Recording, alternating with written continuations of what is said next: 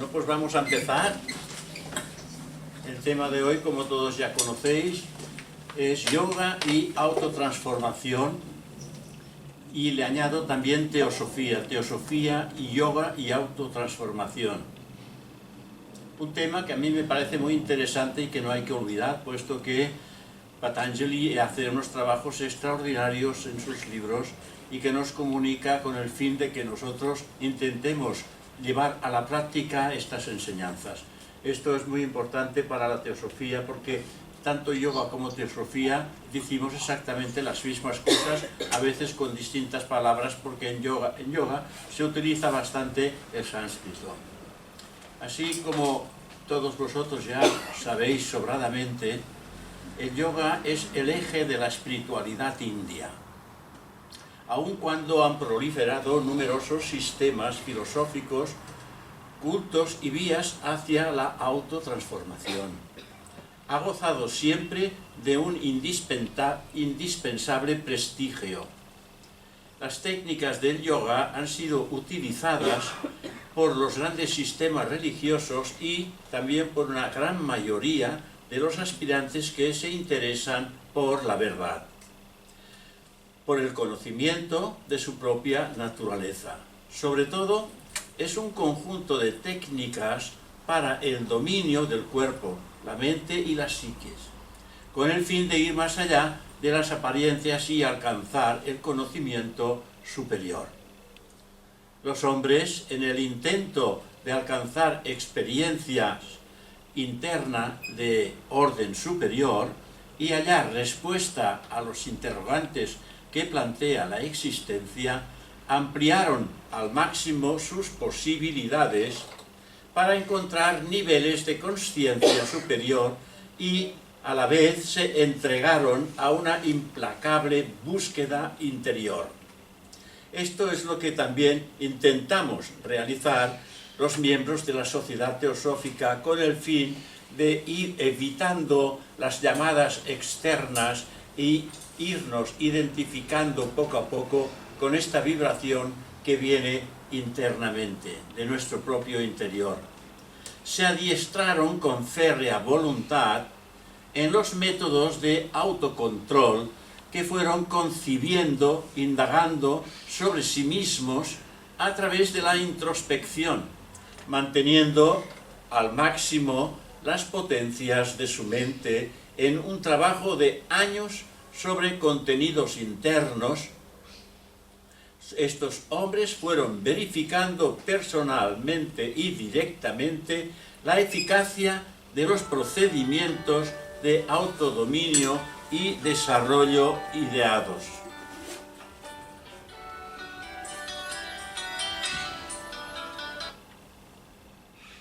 De esta manera, a lo largo de los siglos, fue surgiendo un importante conjunto de técnicas de autoperfeccionamiento, resultado, por lo general, de la labor que hicieron aquellos hombres.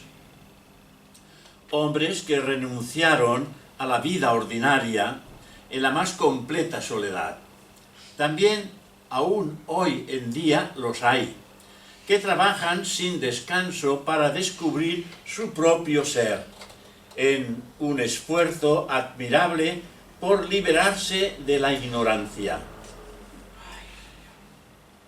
por obtener la reconciliación consigo mismos, con todas las criaturas vivientes, por penetrar en los secretos del cosmos y despertar potencias que residen también en todos nosotros, pero eso sí, esas potencias en estado latente, en tanto que éstas no son activadas. Estos hombres no se perdieron en laberínticas especulaciones, ni tampoco en acrobacias intelectuales. No se dejaron atrapar, como la mayoría de sus semejantes, por la fácil fascinación del mundo externo. Aprendieron a desconfiar del mero análisis intelectual y emprendieron la difícil aventura de la autorrealización. Se esforzaron en buscar la verdad dentro de sí mismos, desconfiando de las verdades convencionales, deseosas de imponer sus propias normas morales, así como sus propias actitudes. Agudizaron su discernimiento, descendieron a las profundidades de su propio ser y se enfrentaron con la cara oculta de su mente y esperaron pacientemente que se les revelara el secreto íntimo de su naturaleza. Estoy completamente convencido que este es el fermento secreto que está empezando a manifestarse en todos nosotros, a través de la levadura espiritual, mediante vuestra entrega al divino ser, que posiblemente estáis empezando a percibir. Al parecer, el yoga es anterior a los Vedas. A estos, los Vedas, se les dan una antigüedad aproximadamente de 5.000 años antes de Cristo. Además, hay que decir que el yoga en sus inicios no era tal como ha llegado hasta nosotros, por supuesto, pero era el yoga en sus comienzos. El hinduismo ha propulsado los ideales de renuncia y desapego, pero ya antes del hinduismo había en la India hombres que se dedicaban a la ascesis, a la virtud y al trabajo sobre de sí mismos.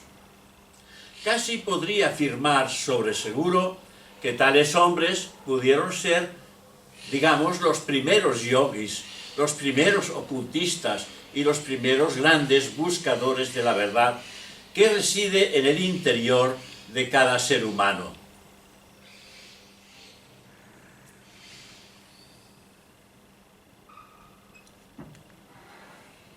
Entonces, uno se pregunta, ¿por qué no utilizar las técnicas de considerable eficacia para acelerar el proceso hacia el samadhi, el nirvana o la liberación de la mónada espiritual? ¿Por qué no servirse de esas técnicas altamente elaboradas si éstas respetan toda creencia, toda filosofía y son métodos que no exigen ninguna convicción en particular? Es indudablemente que en el Bhagavad Gita, donde se le reconoce al yoga toda su importancia y trascendencia, Krishna le va indicando a Arjuna lo relativo a esa vía soteriológica, sobre todo en cuanto a tres de sus vertientes: karma, yoga, bhakti yoga, jnana yoga y raja yoga. Patanjali fue un gran sistematizador de los principios y técnicas del yoga a través de su obra Los Yoga Sutras, el cual contiene 195 aforismos o sutras clasificados en 4 partes: la concentración, su práctica, los poderes psíquicos y la liberación. En dicha obra expone en sus primeros aforismos cuáles son los objetivos del yoga y dice: el yoga consiste en suprimir las modificaciones de los contenidos mentales, de tal manera que el contemplador se establece en su propia naturaleza. En caso contrario, se identifica con las modificaciones mentales. Este es el gran problema de la humanidad y también de nuestra propia existencia como vida mental. En la medida que seamos capaces de sustraernos a la actividad de los órganos sensoriales y lograr aquietar el contenido mental, nos iremos aproximando a la realidad del ser. El control de la mente es siempre necesario e indispensable para poder llegar al autoconocimiento y se obtiene mediante el esfuerzo continuado y el desapego. El desapego se consigue mediante la liberación de los objetos, venciendo toda inclinación hacia ellos. Así que el esfuerzo personal, el establecimiento del desapego, el pensamiento en la divinidad y las técnicas de unidireccional mental son medios para obtener el conocimiento teosófico y yógico. Las tres técnicas de unidireccional mental son, primero, la concentración, que es la fijación de la mente en un solo punto. Segundo, cuando el conocimiento sobre el objeto es continuado, se obtiene la meditación.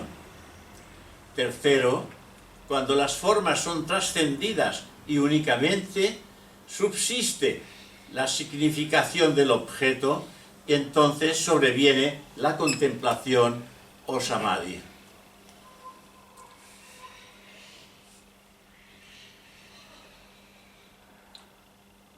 Quiero hacer un pequeño inciso sobre este particular, porque esta fue una conferencia que preparé para ¿cómo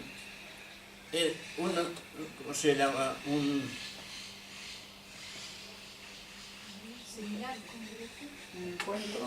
Para un encuentro en Sevilla, que se hizo en Sevilla, que me pidieron que hiciera algo sobre el yoga. De esto hace pues 3 años, porque vino luego la pandemia y no se pudo hacer ese encuentro. Entonces he pensado, es un trabajo interesante para todo estudiante que intente trabajarse a sí mismo, y lo voy a presentar en la rama runa. Este es el porqué de este título, aunque ya lleva en el ordenador pues prácticamente casi 4 años, porque siempre hago el trabajo los hago casi 1 año antes de que me toque, si es posible. De esta manera pues va madurando dentro del ordenador, porque el ordenador también tiene vida. Para llevar a buen término el adiestramiento teosófico o yógico y poder así recorrer el sendero hacia la liberación, el estudiante practicante tiene que superar los obstáculos que se presentan como es natural. El estudiante seguro que se preguntará a qué obstáculos se refiere el yoga.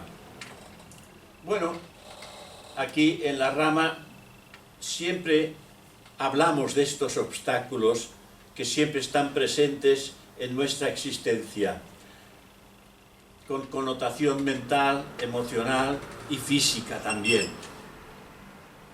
Estos obstáculos son la ignorancia, en primer lugar, el egoísmo, el deseo, la aversión y el anhelo de vida. La ignorancia es el origen de los otros obstáculos, así como el origen de todos los males ya estén latentes en proceso de desaparición o activos.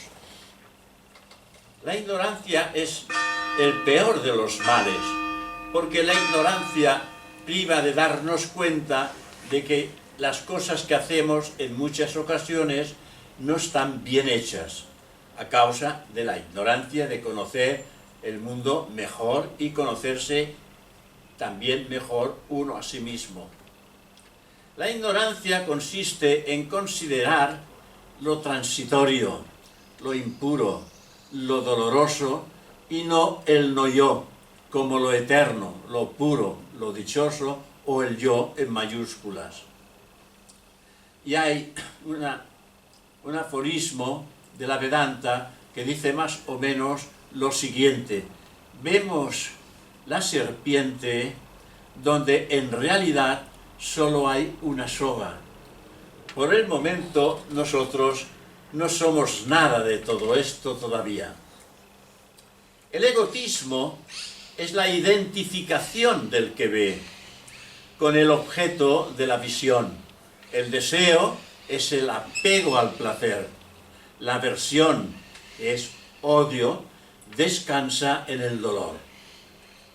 El anhelo de vivir se da incluso en los más sabios y está en la propia naturaleza de cada uno de nosotros. Estos obstáculos pueden ser combatidos cultivando la actitud mental opuesta, que es lo que siempre decimos. La actitud mental opuesta puede significar el desapego total del problema o del apego total. Los pasos o grados del yoga son 8 los que están mencionados por el señor Patanjali. Y estos pasos son yama, niyama, asana, pranayama, pratyahara, dharana, dhyana y samadhi. Estos son los pasos que nos presenta el señor Patanjali. No obstante, me voy a circunscribir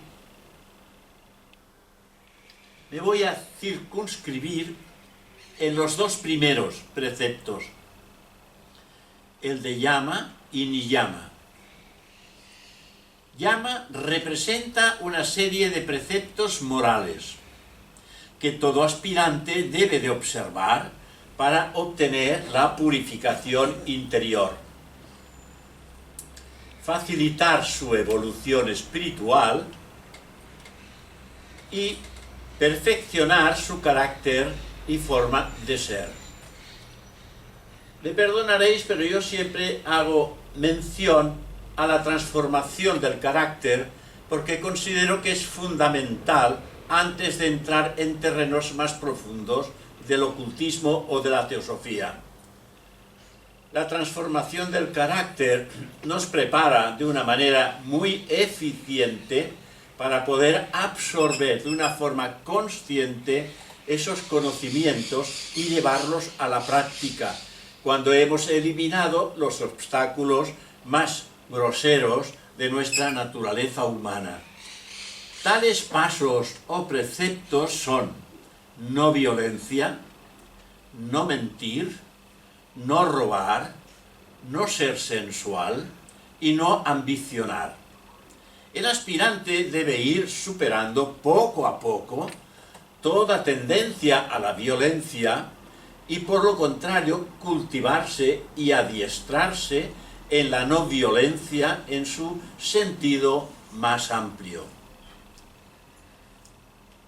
La violencia debe de ser evitada en los actos, las palabras y en los pensamientos. La mente no debe alimentar ni agresividad, ni irritación, ni ira. Estas son cualidades negativas que además se vuelven contra el que las experimenta, deteriorando su psiquis y robándole sus propias energías internas, con lo cual nos hacemos daño a nosotros mismos cuando las empleamos por impulso y, entre comillas, ignorancia. Como habréis podido observar, dentro del movimiento teosófico también emergen en cierta forma o cierta manera dichas cualidades negativas que pretenden romper la armonía siempre existente en el núcleo del corazón de la sociedad. Todo esto entra dentro del precepto de la no violencia, porque es esencialmente una actitud interior, no solo algo externo. La intolerancia y la descortesía el agravio verbal, un pensamiento de odio, son formas de violencia e implican una gran energía que debe de ser canalizada en sentido contrario y ponerla al servicio de un camino espiritual. El practicante de yoga o teosofía debe de aspirar a la verdad, reflejarla en sus palabras, en sus actos, en sus pensamientos, buscar la verdad y defenderla. Respetar la verdad de los otros, ser ecuánime y no falsear los hechos. La mentira debilita interiormente al individuo. Es una fuga de energía. Vulnera a los demás y se vulnera a sí mismo. Nada más difícil que conseguir una mente objetiva que se refleje en el comportamiento de las personas. Los aspirantes pueden o no ser abstinentes según sus aspiraciones y al mismo tiempo convicciones, pero los renunciantes son abstinentes y con esta determinación lo que hacen es transmutar la energía sexual en energía espiritual.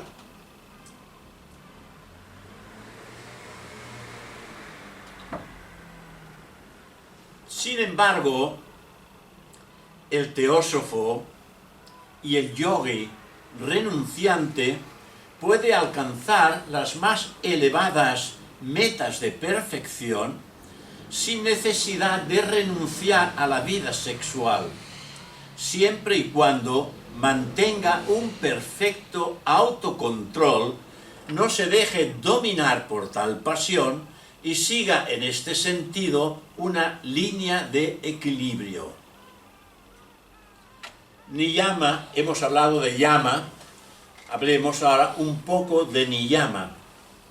Niyama es un conjunto de normas de purificación, tanto externa como interna, y son limpieza interna y externa, austeridad, alegría, pensamiento constante en la divinidad, el estudio de la verdad y el estudio de uno mismo, autoeducación y preparación. El yogi o el teósofo debe de higienizar frecuentemente su cuerpo y mantenerlo aséptico, purificar sus cualidades, sentimientos, pensamientos y vida psíquica en general, reducir sus necesidades y controlar sus apegos, aprendiendo a controlar su cuerpo, su palabra y su mente. Claro que no son facetas fáciles de practicar, puesto que esto hace parte de la vida personal. Pero si queremos asumir y entrar en la vida espiritual, no podemos entrar con estos defectos, porque estos no son de ninguna manera de tipo espiritual. Cultivar la serenidad, la alegría, el contento interior, perseguir la verdad, desarrollar el autoconocimiento y adiestrarse en el autodominio. Si el teósofo o el yogi es creyente, debe de ansiar la unión con la totalidad y canalizar sus pensamientos hacia esa unión. El sendero del yoga culmina en la experiencia liberadora, pero las técnicas yógicas son los vehículos para poder recorrer ese sendero. Luego, cuando se obtiene la experiencia liberadora, esas técnicas ya no son necesarias por haber completado su desarrollo interior, puesto que además estas ya han desaparecido. En el sustrato de la consciencia hay, digamos, una herencia valiosa de épocas remotas, una tendencia definida hacia la autorrealización, pero son pocos los que descubren esas tendencias o anhelos, utilizándolo como trampolín hacia la experiencia liberadora. Aunque creemos que sabemos mucho, en realidad sabemos muy poco, poco que merezca ser considerado esencial. Solo cuando el hombre se va aproximando a la liberación es cuando toma conciencia de su anterior ignorancia. El hombre corriente ha sentido siempre la soledad, hasta que finalmente llega a contactar con niveles profundos. El hombre corriente ha sentido siempre esta soledad en su propio ser, descubriendo que él finalmente es uno con todos los demás, que él no está solo y que él hace parte del todo. Curiosamente, la muerte siempre se ha considerado como la más difícil prueba personal de soledad. Y sin embargo, por lo general, no solemos prepararnos para morir, o mejor dicho, para pasar al inmediato vehículo de consciencia, al cuerpo emocional. En realidad, mientras no se experimente el sí mismo, en tanto no se encuentra el propio camino y se emprende el proceso de transformación, se está solo, separado, completamente solo y separado. La soledad y la integración son radicalmente opuestas. Lo que debemos tener presente es que la soledad del ser humano es trágica, porque es el resultado de una estrangulación del conducto entre él mismo y su ser más interno, lo que hace todavía más dramático este sentimiento de soledad.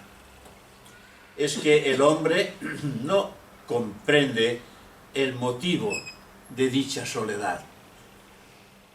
El camino hacia la realización universal, queridos amigos, no es fácil, ya que, a mi parecer, en la actualidad no hay gran abundancia de puntos de contacto por falta del florecimiento de auténticos guías, porque no hay senderos cortos ni fáciles para alcanzar la felicidad interna o interior. Aunque por el momento no hemos alcanzado ninguno de los sentidos lo que es la aproximación a la experiencia liberadora. Cabe esperar que la tradición iniciática haga aflorar el resurgimiento de nuevos iniciados emanados o avatares de las esferas lejanas de la autorrealización. Esperemos que así sea en el futuro. El conocimiento directo de la realidad, que está oculta dentro del universo, está también en el corazón de todo ser humano, siendo este el objeto primordial de la práctica del yoga o teosofía.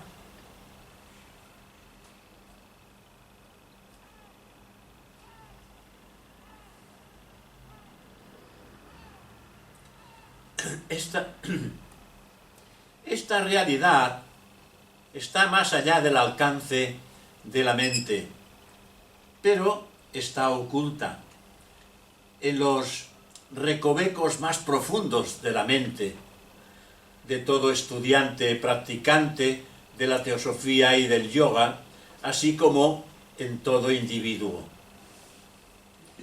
Esta es la razón por la cual la señora Blavatsky, como el doctor Taimi, decían de la mente la gran destructora de lo real.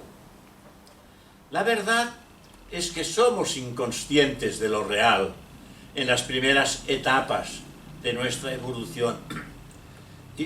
Y cuando en una etapa ulterior queremos encontrar esta realidad, la mente nos obstruye el camino a cada paso y también lo hace de mil maneras.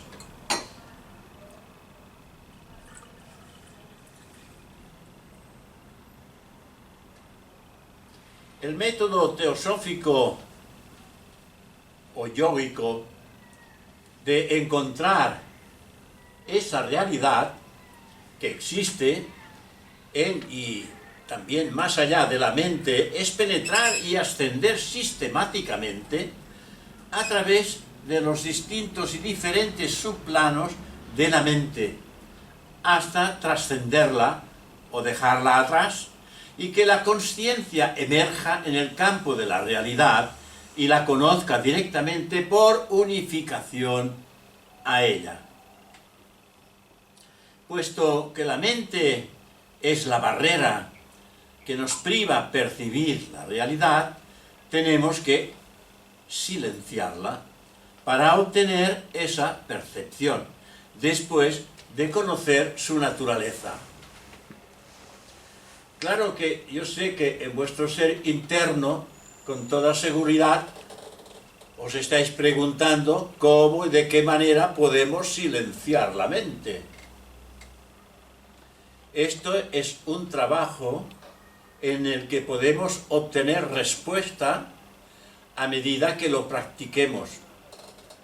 No obtendremos la respuesta de inmediato sin antes haber hecho las pruebas suficientes y necesarias para llegar a controlar algo nuestra propia mente.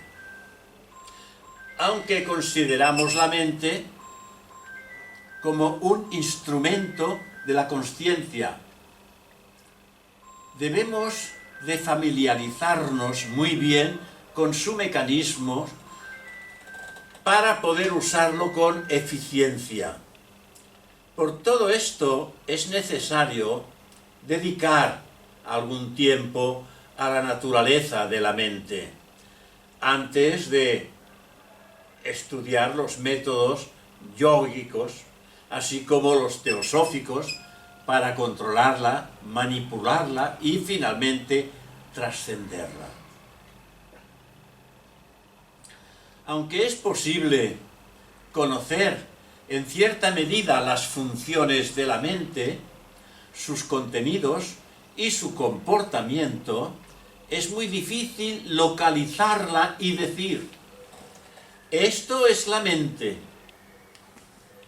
Muchos aspirantes y estudiantes nos sentimos a veces confusos y frustrados porque no podemos aislar la mente de sus funciones, contenidos y comportamientos para poderla comprender en sí misma. Pero ya veréis que a medida que vayamos entrando, vamos a observar que es posible hacerlo, que es posible aislar la mente de lo que llamamos consciencia. Cuando la mente está funcionando, nunca está libre de modificaciones. Está oculta, la mente oculta, dentro de sus modificaciones o asimilada con ellas. Y por eso no podemos llegar hasta ella y verla. Y cuando uno aprende a controlarla y logra suprimir sus modificaciones, queda reducida a aquello de donde derivó. Es decir, derivó de la consciencia. La mente no es otra cosa que una modificación de la consciencia. Por eso, uno no puede percibirla en su estado como mente, porque sus modificaciones ocultan su verdadera naturaleza. ¿No está, Silvia? Estaban picando abajo y a lo mejor ha bajado. Ya bien. Bueno.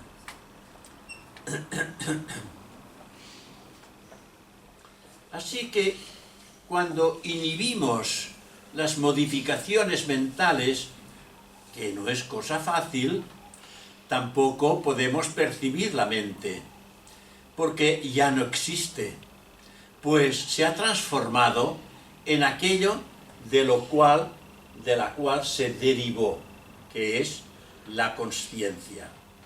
El intelecto humano le es difícil sondear en los aspectos oscuros y misteriosos de la consciencia en estos, digamos, niveles más bajos.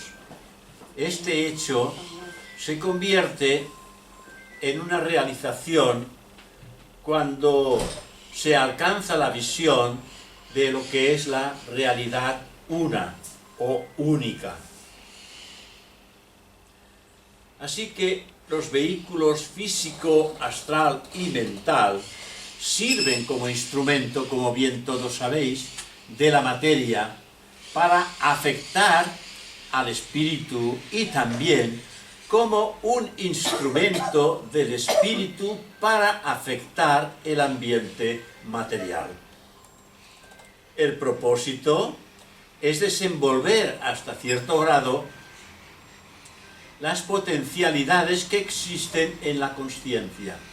Ahora bien, cuando la mente se ha desarrollado suficientemente, ya no necesita ese estímulo desde los planos inferiores de la materia, porque entonces la mente superior y el espíritu funcionan y evolucionan independientemente en los subplanos elevados, sin ninguna ayuda o estímulo desde abajo, desde el cuaternario. El desarrollo del conocimiento intuitivo y en una etapa, digamos, más elevada de la omnisciencia y omnipotencia, señalan diferentes etapas de desenvolvimiento de la consciencia en la práctica del yoga superior.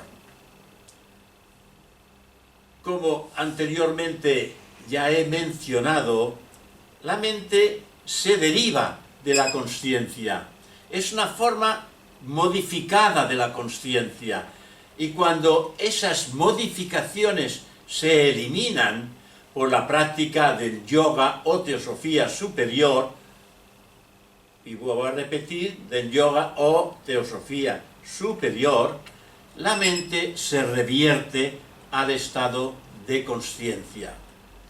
Tenemos que tenerlo bien presente porque esta idea es un eslabón esencial en la cadena de razonamientos que establece la doctrina más fundamental de la filosofía oculta.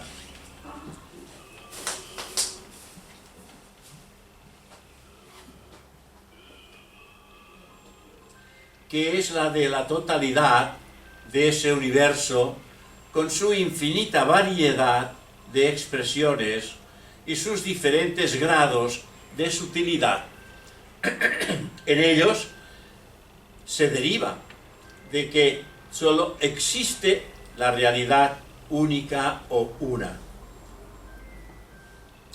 podemos ver claramente que hay cosas que hay que hacer y otras que no hay que hacer. Que hay actitudes que hay que hacer y otras que no hay que hacer ni tener. Los yamas implican, sobre todo, un cambio de actitud. Van a la raíz de las acciones. Los niyamas, un cambio, sobre todo, a partir de la acción externa que influye sobre las fuentes del sufrimiento humano.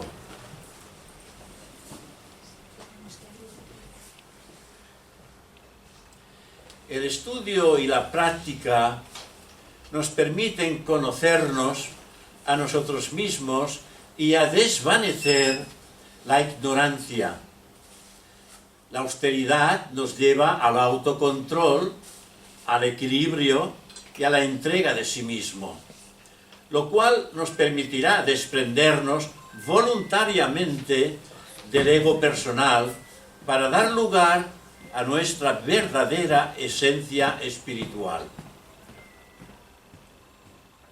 Por otro lado, estos dos aspectos del yoga teosófico, yama y niyama, es decir, prohibiciones y reglas, podemos abordarlos como una propuesta integral que deje al practicante a las puertas de su realización como hombre. Al practicante de esta enseñanza, y así que las diferentes exposiciones expuestas o que se expondrán implican una reflexión atenta y desapegada de nuestras propias acciones, que nos permitirá, siguiendo un camino de interiorización, encontrar las causas de las mismas.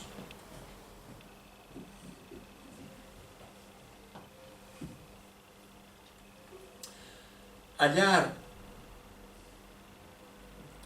las actitudes instaladas en nuestra unidad mente-corazón, ahí es donde busca trabajar la teosofía y el yoga.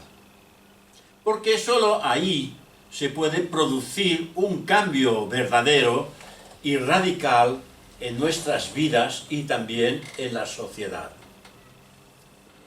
Así que bajo estas condiciones es posible equivocarse entre lo inferior y lo superior y pensar que hemos encontrado la cosa real, cuando todo lo que hemos logrado es percibir su sombra o reflejo, debido a la insuficiencia de conocimientos y a la influencia del egoísmo. Estas cosas les ocurren frecuentemente a los yogis y también a los teósofos. A los teósofos que tratan de penetrar en los niveles más hondos de la mente, sin tener los conocimientos adecuados y lo que es principal, pureza mental. Es por eso que en la senda verdadera de la teosofía y de la yoga se le exige a los aspirantes que desarrollen un alto grado de viveka vairagya. Viveka, que es discernimiento, vairagya, que es indiferencia o desapego. Y también otros requisitos que nos capacitarán para penetrar a través de las ilusiones, evitando los peligros de los mundos sutiles al no estar lo suficientemente todavía preparados para ello. Así que es indispensable madurez espiritual y mental. Son necesarios para hollar la senda de la yoga o teosofía superior que conduce a lo que llamamos la verdadera realización espiritual. Estoy en la recta final de esta intervención, pero no quiero terminar sin decir que hay una extraña ley en ocultismo o yoga superior sustentada y comprobada por miles de años de experiencia, que no ha fallado en demostrarse a sí misma en todos los casos durante los 148 años de existencia de lo que es la Sociedad Teosófica. Tan pronto como alguien se compromete a sí mismo como probacionista, ciertos efectos ocultos sobrevienen. De estos, el primero es sacar hacia afuera todo lo latente en la naturaleza del hombre, sus defectos, sus hábitos, cualidades o deseos reprimidos, ya sean buenos, malos o indiferentes.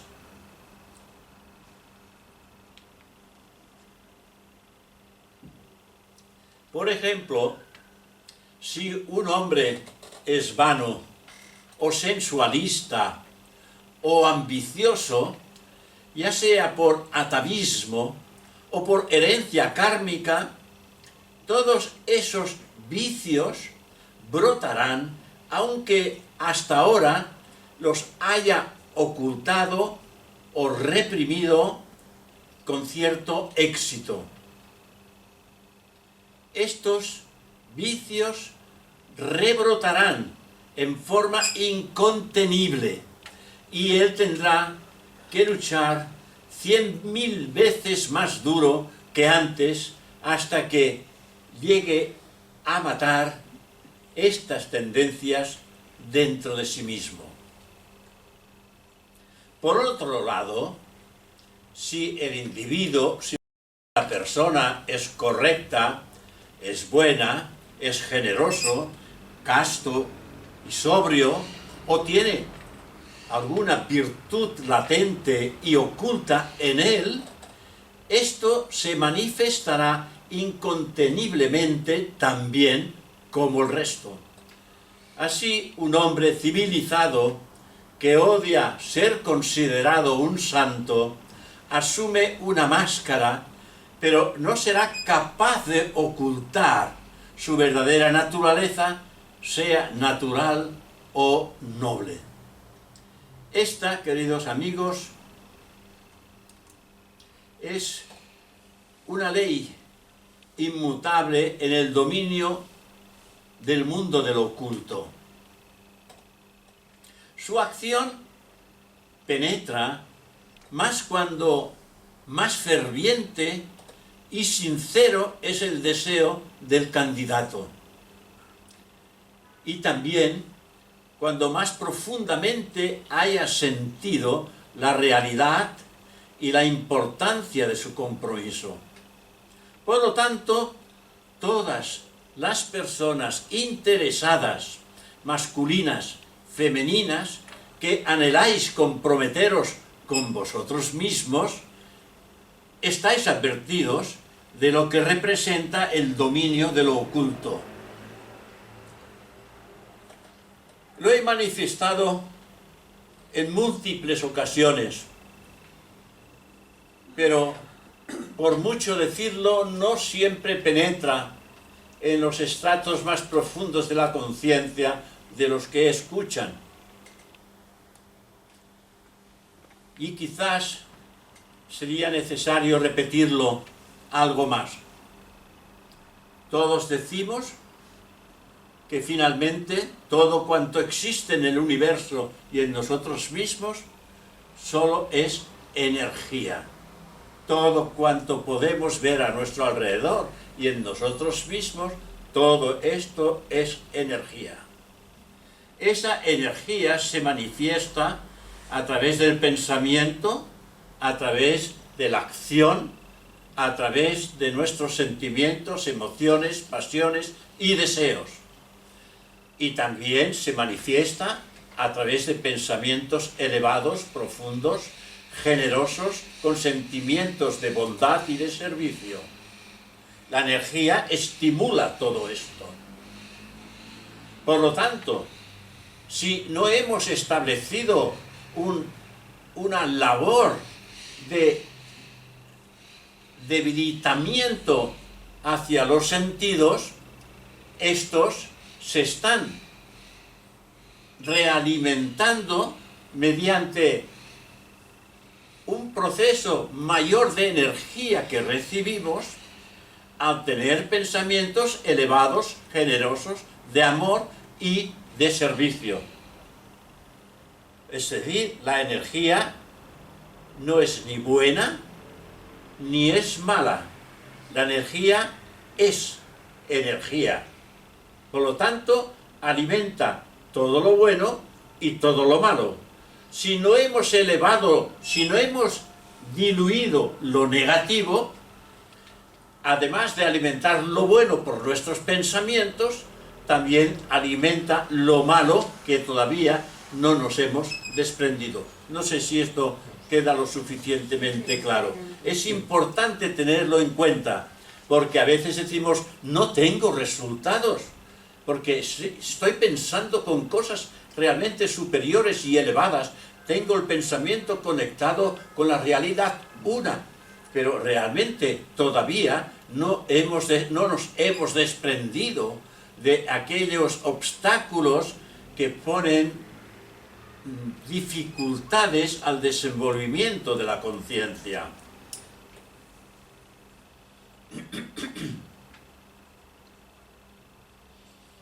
Así que, repito, su acción penetra más cuando más ferviente y sincero es el deseo del candidato y más profundamente haya sentido la realidad y la importancia de su compromiso.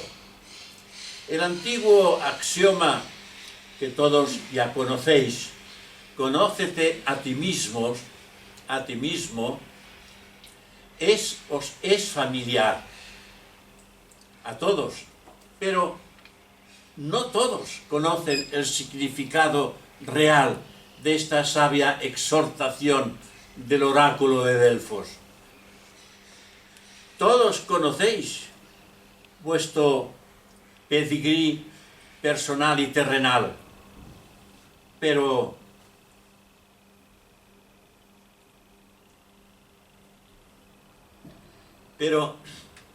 ¿quién de vosotros alguna vez ha rastreado todos los eslabones de la herencia astral, psíquica y espiritual que os hace ser lo que sois? Son muchos los que han escrito y han expresado su deseo de unirse con su ego superior. Sin embargo, son pocos o ninguno los que parecen conocer el vínculo indisoluble que conecta sus egos superiores con la entidad una universal. Así que debemos de tomar valor los aspirantes de teosofía y los del yoga superior a la autotransformación en el sendero del discipulado y mantengamos el camino a través de los desalientos y los éxitos que acosan a los primeros pasos en el periodo de prueba. Yo diría que estamos en este periodo de prueba, y es en ese periodo de prueba que hemos de neutralizar la parte grosera del carácter, purificándolo de tal manera que asimile aquellos aspectos superiores que permite al individuo elevar su consciencia a su propio mundo. Así que no te envanezcas de tu éxito si alcanzaras gradualmente el conocimiento de ti, y eso deberá desarrollar la maestría propia. Estudia y obedece esto, obedece también las reglas dadas por tu orientación. Medita sobre tus obligaciones en tu ser superior y sobre todo, dedícate al servicio de los demás. El servicio desinteresado, el altruismo en todas las cosas, es la demanda hecha por los gurús y maestros de compasión a todos los que buscan habilitarse para el chelado o el discipulado. Verdaderamente se nos dice que no hay otro camino que nos conduzca al sendero. Aquellos que los buscan en aras de ventaja personal nunca lo encontrarán. Quienes desean poderes por sí mismos están condenados al fracaso. Estrecha, se nos dice, es la puerta que da entrada al templo de la verdad. Y el que lleva sobre sus hombros la carga voluminosa de sí mismo, nunca pasará por la puerta más estrecha de todas las puertas existentes. Y quiero terminar diciendo, las nubes de la oscuridad pueden envolver la entrada del sendero. Sin embargo, sus cumbres están perdidas en gloriosa luz nirvánica. Muchísimas gracias por vuestra atención.